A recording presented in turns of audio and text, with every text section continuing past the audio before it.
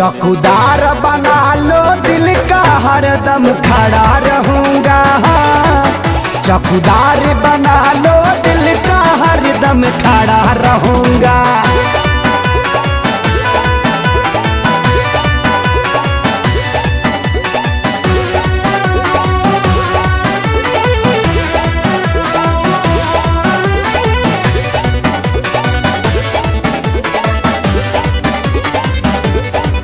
लभे कर लोगी हमसे यगार, हे लभार हे लभार, ड्यूटी करूंगा आठों पहाड़, हे लभार हे लभार।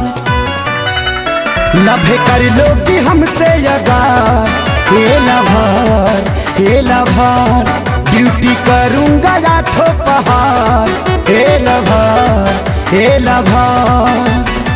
तुम रहोगी गर्मी में तो जड़ा रहूंगा, तुम रहोगी पानी में तो खड़ा रहूंगा।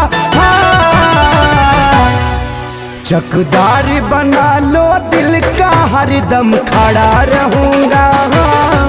चौकीदार बना लो दिल का हरदम खड़ा रहूंगा।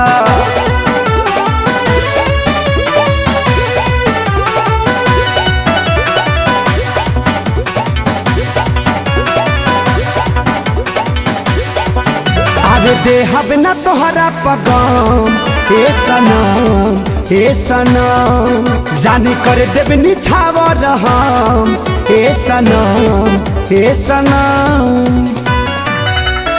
अरे देहब न तोहरा पगाम, हे सनम हे सनम, जानी कर देव निछावर हम, हे सनम हे सनम। समझ हाथी आजाद जैसे न डरा रहूंगा, प्यार के झंडी दिखाऊंगा हरदम हरा रहूंगा। चौकीदार बना लो दिल का हरदम खड़ा रहूंगा। चौकीदार बना लो दिल का हरदम खड़ा रहूंगा।